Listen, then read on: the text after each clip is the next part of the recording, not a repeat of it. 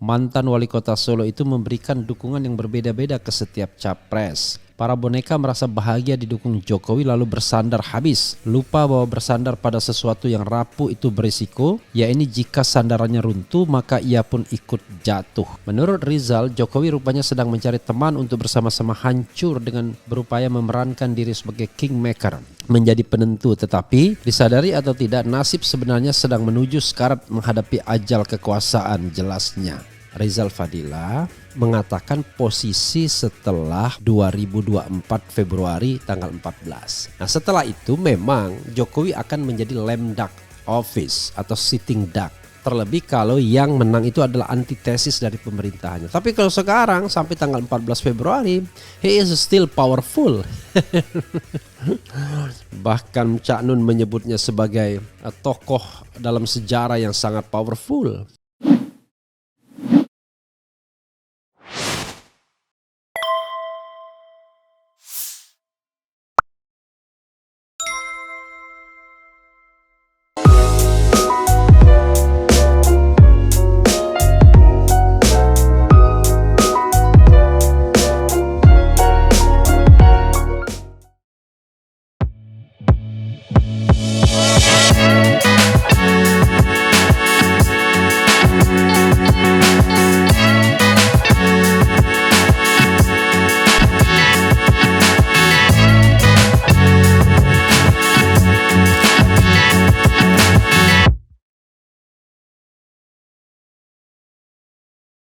Assalamualaikum warahmatullahi wabarakatuh. Sobat RH sekalian, jumpa lagi kita di channel yang keren ini. Keren cadas ya. Ya Sobat RH sekalian, ini ada berita yang ngeri-ngeri sedap ya, soal capres boneka atau tokoh boneka yang kelihatannya senang sekali di endorse. Padahal yang mengendorse dianggap sedang lame duck, sedang senja sandiakala. Jadi, coba kita bacakan ya, saudara sekalian, dari seorang pengamat dan sangat produktif menulis. Kita bacakan dan kita ulas. Pemerhati politik dan kebangsaan, para boneka capres bahagia didukung Jokowi. Para calon presiden capres merasa senang menjadi boneka Joko Widodo Jokowi. Setiap pertemuan dengan para petinggi partai politik, mantan wali kota Solo itu memberikan dukungan yang berbeda-beda ke setiap capres. Para boneka merasa bahagia didukung Jokowi lalu bersandar habis. Lupa bahwa bersandar pada sesuatu yang rapuh itu berisiko, yakni jika sandarannya runtuh maka ia pun ikut jatuh.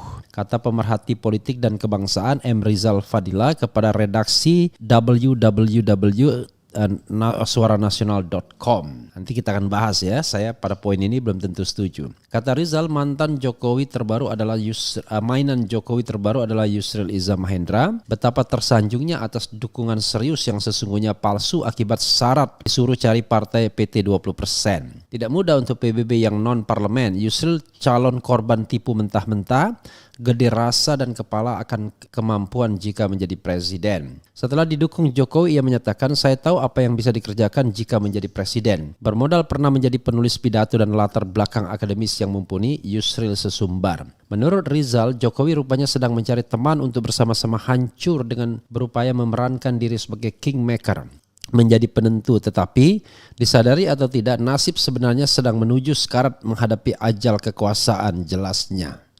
Menarik ucapan Ketum PDIP Megawati bahwa status kepresidenan Jokowi ditentukan oleh PDIP. Pak Jokowi itu yang ngonoloh mentang-mentang. Lah iya, padahal Pak Jokowi kalau nggak ada PDI Perjuangan juga kasihan dah.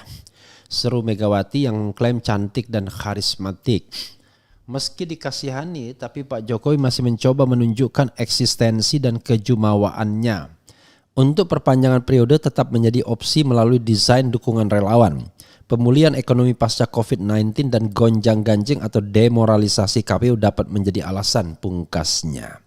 Ya, Sobat RH sekalian, ya, itu yang ditulis oleh Rizal Fadila ya. Jadi seorang pemerhati politik ya, yang juga suka menulis ya. Dia mengatakan pada sandaran yang rapuh. Tapi kalau kita semata-mata bicara mengenai katakanlah hal yang strategis, ya, hal yang strategis menurut saya dan strategis dan pragmatis, ya, hal yang strategis dan pragmatis, maka dukungan Jokowi itu adalah dukungan yang sangat penting. Walaupun barangkali dukungan tersebut tidak benar-benar serius, tetapi paling tidak menunjukkan zona kenyamanan untuk hari ini. Kenapa saya katakan begitu? Yang membutuhkan dukungan Jokowi itu ada 3 orang setidaknya. 1 Ganjar Pranowo, 2 Prabowo Subianto, dan 3 Yusril Iza Mahendra. Bahkan Muldoko menurut saya. Jadi ada 4 orang yang membutuhkan dukungan Presiden Jokowi atau istana tepatnya. Jadi kalau istana sudah tambah Jokowi tambah Luhut begitu ya. Nah, kenapa begitu? Karena mereka tidak benar-benar firm bisa maju sebagai calon presiden atau calon wakil presiden. Padahal mereka menginginkan itu. Dan tidak ada cara lain kecuali meminta dukungan dari istana. Kecuali dalam tanda kutip Prabowo Subianto. Tapi Prabowo pun tetap membutuhkan dukungan dari istana. Kok bisa begitu? Kalkulasinya begini Sobat Era sekalian ya. Kalau kita bicara kalkulasi ya. Ganjar Pranowo ya. Kalau kita bicara Ganjar misalnya. Ganjar jelas dia membutuhkan dukungan istana.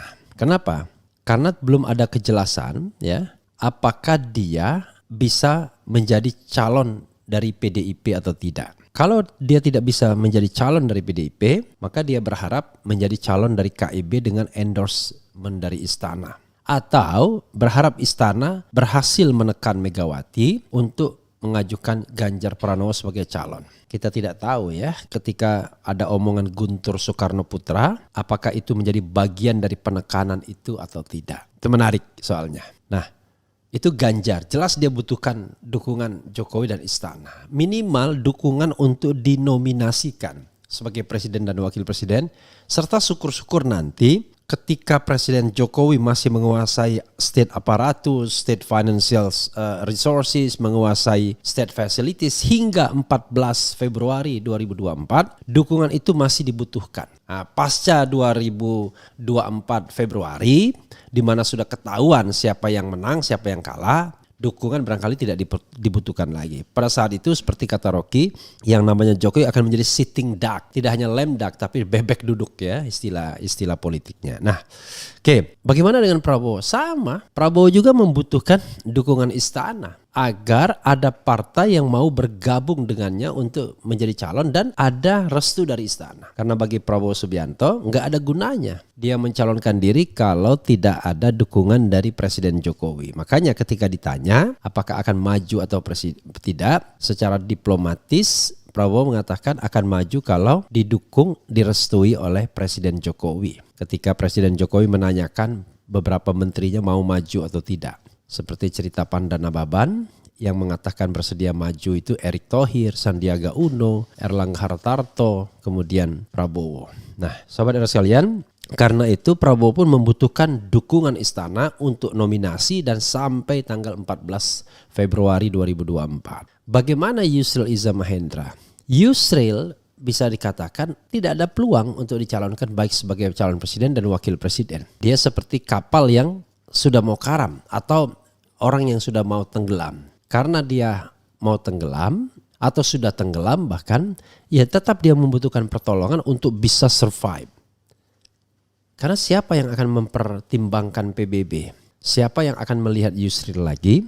Seandainya dia tidak punya cantolan kekuatan. Nah, cantolan kekuatan itu adalah istana. Dengan adanya cantolan kekuatan istana, dia berani menjajakan dirinya untuk menjadi cawapres. Minimal dia lamar PDIP dalam tanda kutip, dan sebagai barternya dia dukung ide proporsional tertutup. Di mana kita tahu bahwa 8 partai politik menolak proporsional tertutup. Dan kalau ditanyakan kepada saya, ya memang bukan urusan Mahkamah Konstitusi untuk proporsional tertutup atau terbuka. Silakan itu debat di DPR.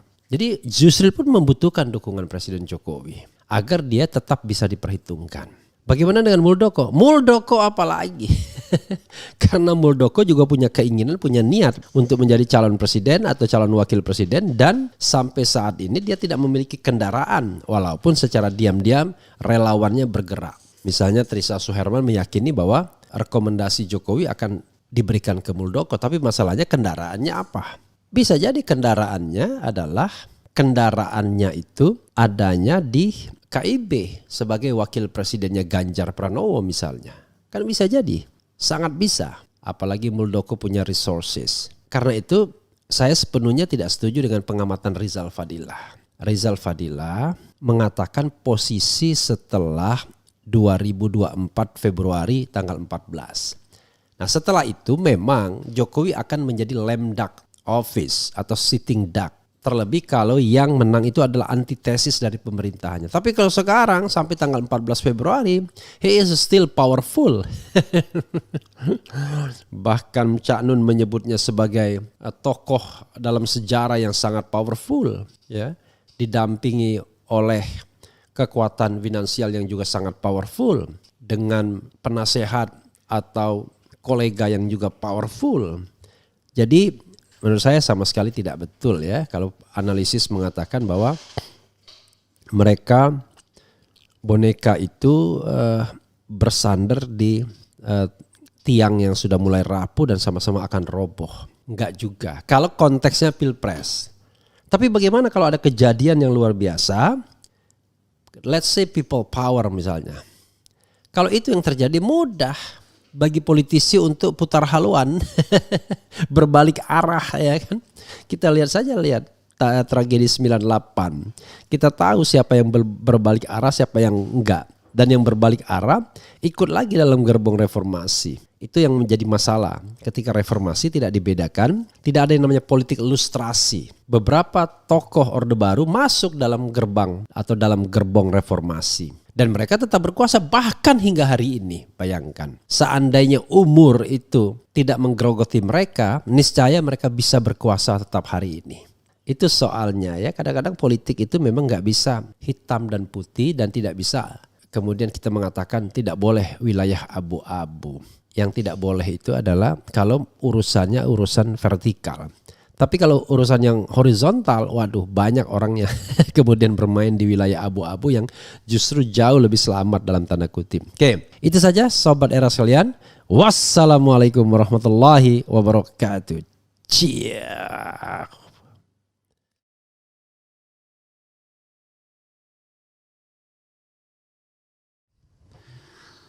Assalamualaikum warahmatullahi wabarakatuh.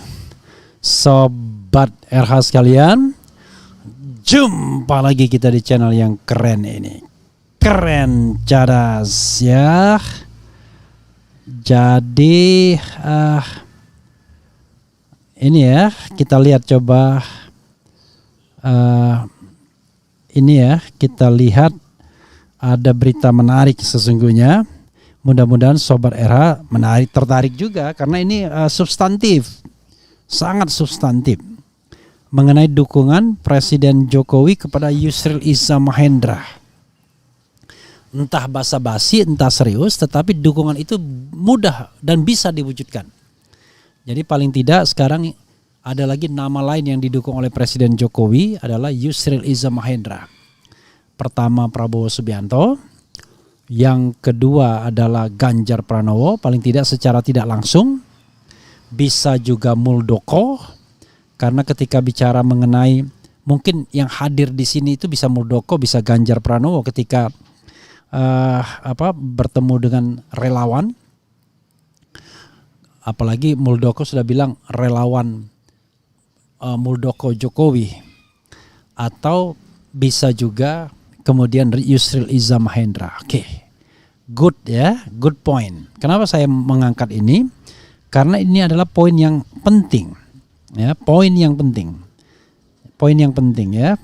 Oke, pentingnya adalah kalau presiden mau mendukung banyak orang, artinya dia mempersilahkan banyak orang untuk berkompetisi dalam pemilihan presiden dan wakil presiden. Bisa, mudah dilakukan.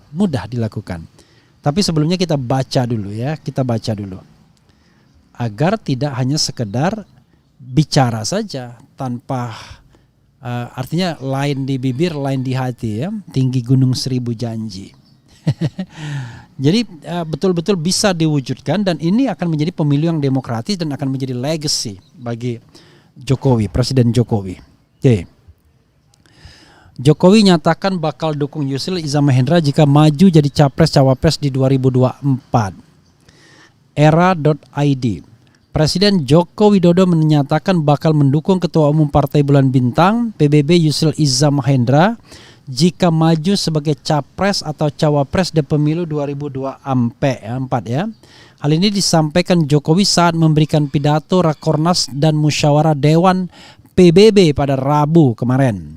Menurut dia, PBB harus mencarikan kendaraan bagi Yusril bisa maju dan mendapatkan kendaraan ini maju sebagai capres dan cawapres.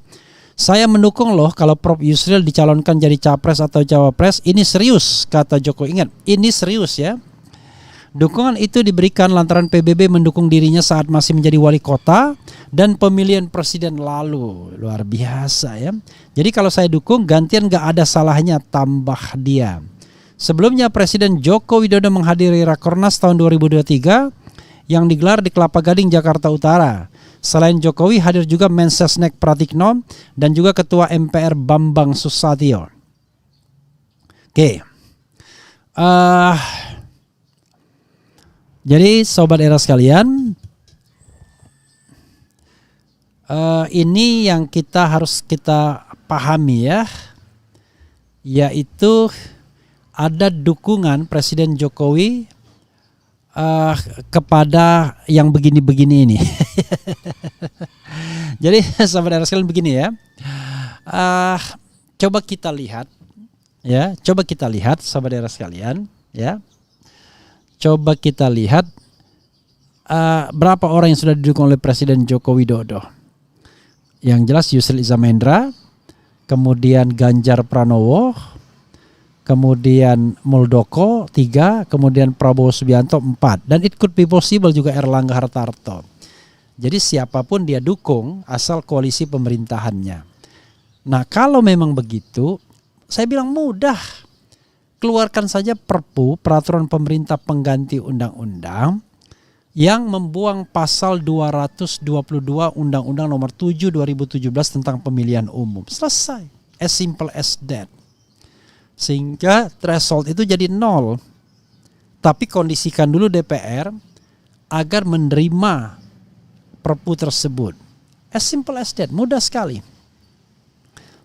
Nanti MK pasti tidak akan menolak. Karena MK mengatakan itu open legal policy, sudah dalam putusan sebelumnya. Jadi MK tidak akan menolak kalau presidensial threshold dinolkan. Tapi for the time being mereka mengatakan jangan mereka yang menolkannya. Tapi tentu pembentuk undang-undang. Nah, Presiden punya instrumen yang namanya Perpu. Ketimbang Perpu Ciptaker yang kontroversial, apalagi misalnya Perpu cuma ngatur nomor urut partai politik doang, maka lebih baik Perpu yang ini. Ini jauh lebih penting dan strategis bagi pembangunan demokrasi ke depan, yaitu hilangkan presidensial threshold. Nah kalau presidensial threshold hilang, ya Yusril bisa jadi calon presiden. Jangan tidak hanya calon wakil presiden, yaitu maju dari Partai Bulan Bintang. Karena partainya sendiri sudah disahkan sebagai peserta pemilu. Ngapain nyari kendaraan tempat lain? Ini sesuai juga dengan kata-kata Megawati, agar partai politik tidak mencalonkan kader lain, mencalonkan kader sendiri. Atau kalau mereka mau berkoalisi, ya tinggal bagi tugas siapa yang menjadi presiden, siapa yang jadi wakil presiden. Kan begitu. Jadi inilah yang saya katakan lain di bibir, lain di hati jadinya. Jadi tidak heran kalau orang mengatakan a man of contradiction.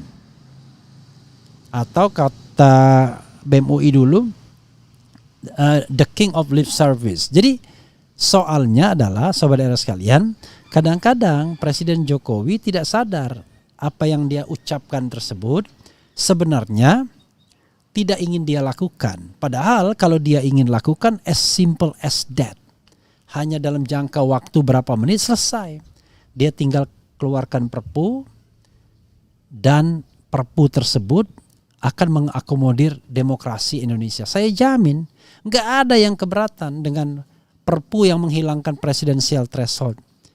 Paling cuma elit-elit partai politik saja yang melihat bahwa kendaraan mereka itu bisa dijual kepada calon presiden kalau seandainya tetap 20%. Tapi kalau misalnya tidak 20%, yang senang ya partai-partai yang baru. pastilah yang paling senang itu adalah Partai Bulan Bintang sendiri. Mungkin juga Perindo, PSI senang, Garuda juga senang, Umat juga senang, Gelora juga senang. Jadi nanti orang bisa mengajukan diri sebagai calon wakil presiden semua, nggak apa-apa, pede. Ya kan, harus bertarung sebelum tahu bagaimana nanti rakyat memilih atau tidak. Jangan bertarung di lembaga survei. Kalau bertarung di lembaga survei dari awal siapa yang punya uang banyak maka naik terus namanya. Ya walaupun barangkali ada juga yang uangnya banyak tetapi namanya nggak naik-naik, itu soal lain. Tetapi intinya adalah untuk masuk di lembaga survei itu, if you don't have money maka sulit. Karena itu bertarung di rakyat, jangan bertarung di lembaga survei. Kalaupun tidak menang nggak apa-apa, tapi berguna bagi a kotel effect, yaitu efek ekor jas. Nah, Presiden Jokowi kan saya udah bilang 3 dia harus lakukan untuk membuat pemilu ini lebih berkualitas. 1, deklarasi bahwa dia netral. 2, buang presidensial threshold. 3, perintahkan kepada jajarannya untuk tidak berpihak kepada salah satu kekuatan pun.